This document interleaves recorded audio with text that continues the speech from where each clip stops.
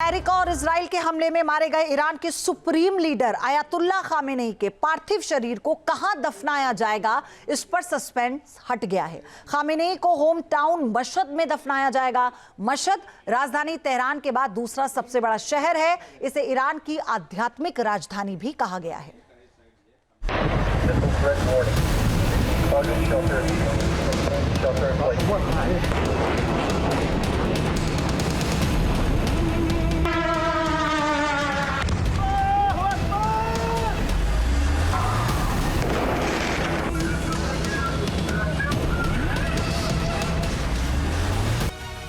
28 फरवरी की सुबह ईरानी अवाम के लिए बड़ा सदमा लेकर आई।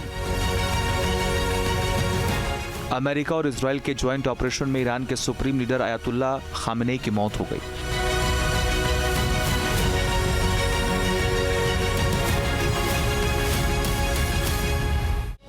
ऐसा बारूदी प्रहार हुआ कि खामेनेई का आधा खानदान साफ हो गया। खामेनेई की मौत की खबर जैसे बाहर आई, ईरान शोक में डूब गया। 44 दिन की राष्ट्रीय शोक का ऐलान हो गया। ईरान की सड़कों पर लोग उमड़ पड़े और उनकी मौत पर आंसू बहाते नजर आए। गम और गुस्सा लोगों के चेहरे पर साफ नजर आया, क्योंकि उनका रहबर खलीफा अब दुनिया में नहीं था। तमाम देशों में उग्र प्रदर्शन भी हुए। अमेरिकी कॉन्सुलेट को निशाना बनाया गया। पुलिस से झड़प में कई लोग मारे गए।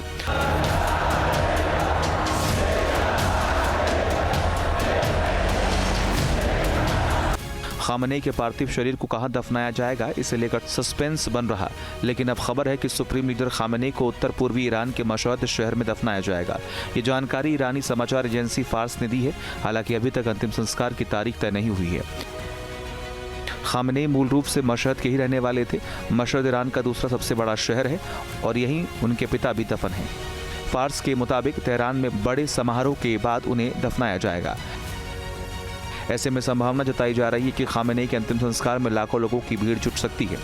ईरान में आयतुल्ला रूहुल्लाह खोमैनी को 1989 में मौत के बाद अंतिम संस्कार के दौरान करीब 1 करोड़ लोग शामिल हुए थे। मशहद ईरान का बहुत अहम शहर है। राजधानी तेहरान के बाद दूसरा सबसे बड़ा शहर है। इसे ईरान की आध्यात्मिक राजधानी भी कहा जाता है। 2009 में मशहद को आध्यात्मिक राजधानी बनाने का ऐलान किया गया था। अवशारी राजवंश के दौर में मशहद ही ईरान की राजधानी थी। ईरान में सफावीद काल के दौरान केवल 13 शहर थे और मशहद उनमें से एक था। यहाँ इमाम रजा की दरगाह में घंटी बजाई जाती है। पूरी दुनिया में यह ऐसी एकमात्र दरगाह है।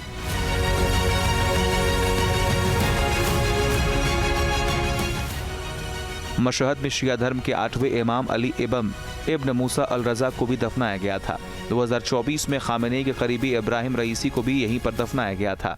मशहद शब्द अरबी भाषा में शब्द मज़ार से आया है। यही वो जगह है जहां इमाम रजा की दरगाह है। मशहद ईरान का दूसरा सबसे बड़ा शहर होने के साथ अपनी वास्तुकला, समृद्ध इतिहास और सांस्कृतिक खूबियों के लिए भी मशहूर है। यह पारंपरिक फारसी संगीत, ईरानी फूड और सुंदर बगीचों का केंद्र है, जो पर्यटकों को आकर्षित करता है। अर्थव्यवस्था के नज़रिए से भी मशहद शहर ईरान के लिए खास है। मशहद को केसर की पैदावार के लिए भी जाना जाता है। यहाँ बड़े पैमाने पर हैंडीक्राफ्ट तैयार किए जाते हैं, जो दुनिया के कई देशों में एक्सपोर्ट किए जाते हैं। अब सुप्रीम लीडर खामेनेई के पार्थिव शरीर को दफनाने से मशहद फिर सुर्खियों में आ गया है।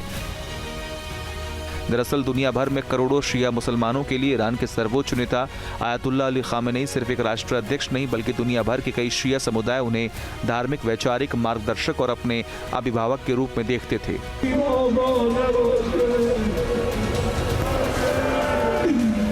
उनके भाषण, फतवे और संदेश केवल तेहरान तक सीमित नहीं रहते, बल्कि लखनऊ और हैदराबाद के इमामबाड़ों, मदरसों में गूंजा करते थे। यही वजह है कि भारत के कई शहरों में भी खामेनेई की मौत पर लोगों ने मातम मनाया।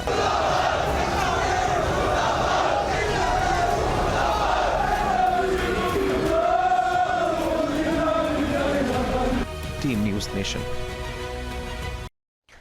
और बड़ी खबर, मशहद में दफनाया जाएगा अली खामेनेई का शव। ये बड़ी खबर आई है क्योंकि अब तक ये तय नहीं हो पा रहा था। मशहद जो धार्मिक नगरी कही जाती है, दूसरा सबसे बड़ा शहर है और अमेरिकी हमले में मारे गए अली खामेनेई को वहीं पर सुपुर्दे खाक किया जाएगा। तो ये बड़ी खबर इस वक्त आपको बता दें, ये तय हो चुका है कि मशहद में अब अली खामेनेई के शव को दफनाया जाएगा।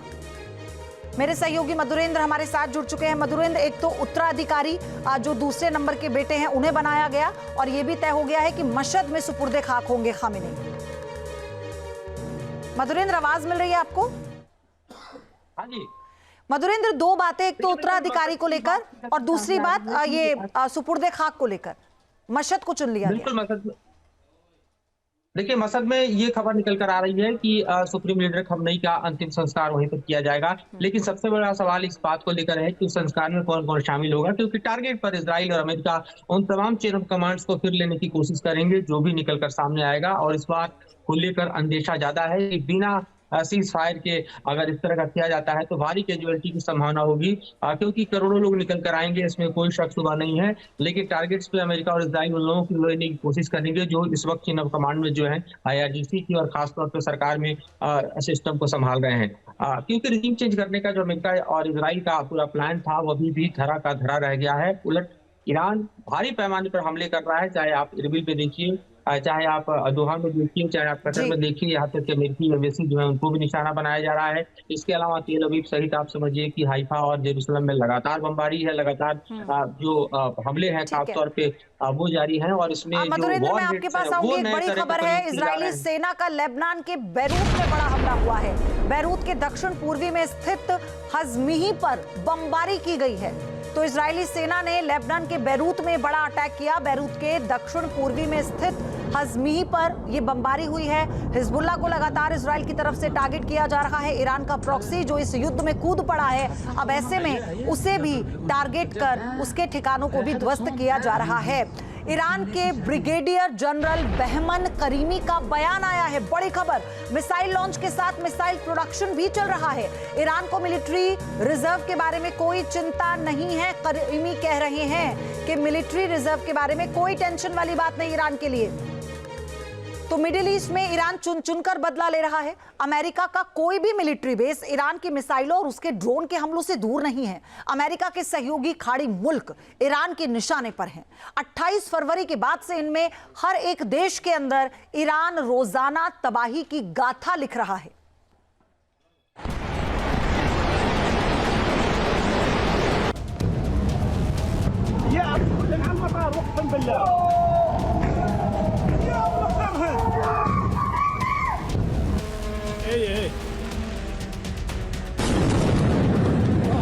अल्लाहू अकबर, अल्लाहू अकबर। ये सामने की बिल्डिंग पे देखो कितनी जोर से मिसाइल गिरी, देखिए भाई। अमेरिका और इजराइल के खिलाफ ईरान का आक्रोश, जल रहा मिडिल ईस्ट।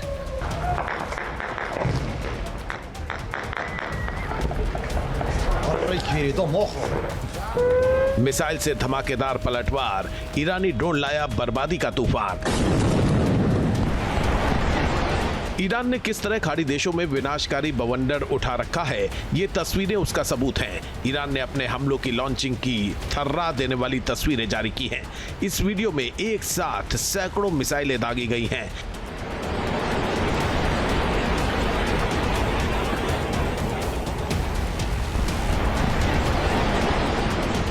जाहिर तौर से हमला बहुत भयंकर है और मिसाइलों के इस जखीरे में से हर एक निशाना मिडिल ईस्ट में मौजूद अमेरिका के एक एक सहयोगी मुल्क हैं।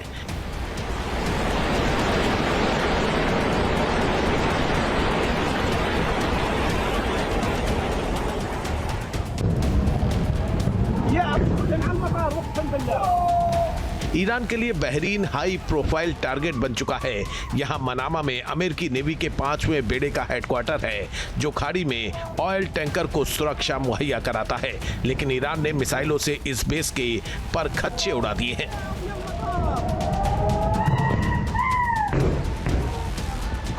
من وين جايبين مني؟ ما طلعوا وضربوا هناك. منك بعد.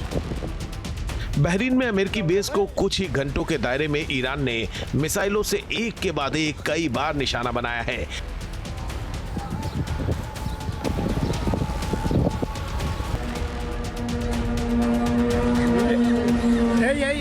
ईरान ने बहरीन में अमेरिकी ठिकानों पर सिर्फ मिसाइलें ही नहीं बरसाई हैं, बल्कि ड्रोन से भी कहर बरपा दिया है। जानकारी के मुताबिक बहरीन के एक होटल में जहां अमेरिकी सेना से जुड़े अधिकारी मौजूद थे, वहां ईरान ने ड्रोन से अटैक किया है। ये वीडियो धमाके का लाइव फुटेज है। भाई और भी है।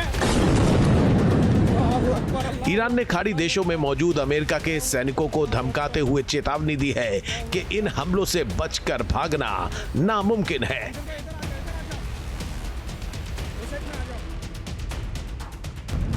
ईरान के इन हमलों के बीच बहरीन सऊदी फ्रेंडशिप ब्रिज बंद कर दिया गया है। ये किंग फहद कॉजवे ब्रिज की दूर से ली गई तस्वीर है, जिसे बहरीन सऊदी फ्रेंडशिप ब्रिज के नाम से जाना जाता है। फारस की खाड़ी के ऊपर बना ब्रिज बहरीन आइलैंड को सऊदी अरब से जोड़ता है। 25 किलोमीटर लंबा ये ब्रिज ईरान के निशाने पर है, लेकिन फिलहाल इस ब्रिज को बंद कर दिया गया है और इसके सिक्योरिटी कवर को बढ़ा दिया गया है। भाई देख लो लाइव। 100 से ज्यादा घंटों के बावजूद यूएई के अलग अलग शहर ईरान के हमलों की जद में हैं। ये तस्वीरें दुबई में ईरान के अटैक के बाद तबाही का पैमाना बता रही हैं। भाई देख लो लाइव हमले हो रहे हैं। मैं यहाँ बहरीन में हुआ। दुबई की एक पूरी इमारत ईरानी हमले के बाद शोलों में तब्दील हो गई है।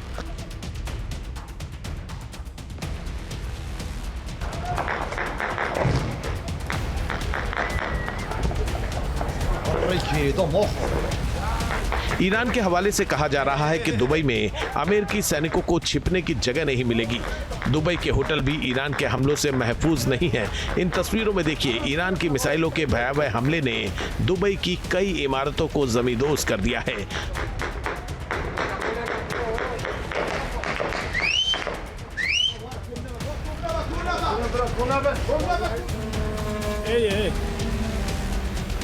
शमशेर भाई और भी है। अल्लाहू अकबर अल्लाहू अकबर।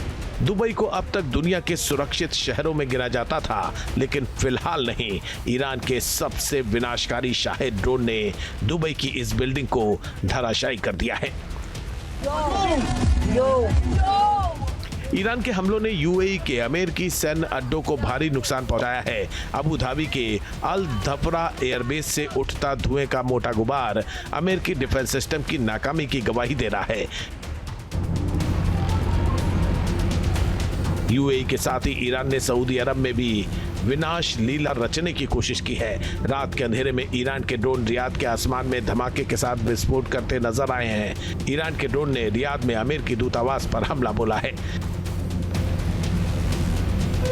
रियाद में अमेरिकी दूतावास पर ईरान ने डबल ड्रोन अटैक किया।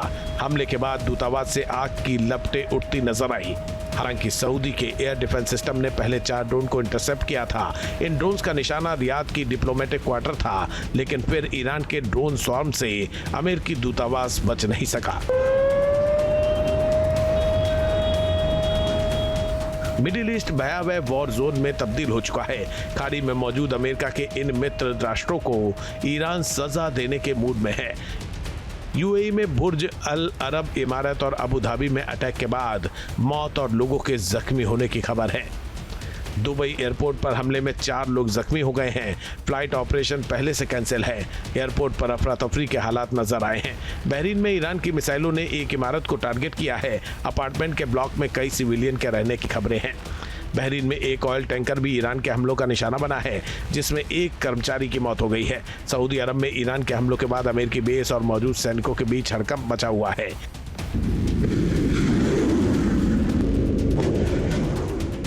मिडिल ईस्ट में अमेरिका ने अपने मिलिट्री ठिकानों पर थाड और पैट्रियट जैसे सिस्टम तैनात कर रखे हैं, लेकिन ईरान की मिसाइलों और ड्रोन के इन हमलों से दिख रहा है कि जंग का ये मैदान वाकई अमेरिका से काफी दूर है। Team news nation. आपके मोबाइल पर तुरंत आएगी ब्रेकिंग न्यूज। स्क्रीन पर सबसे पहले दिखेगी बड़ी खबर। देश दुनिया की हर खबर एक जगह। अब आपके मोबाइल पर तुरंत फटाफट इंस्टॉल कीजिए न्यूज़ नेशन ऐप और रखिए खुद को अपडेट।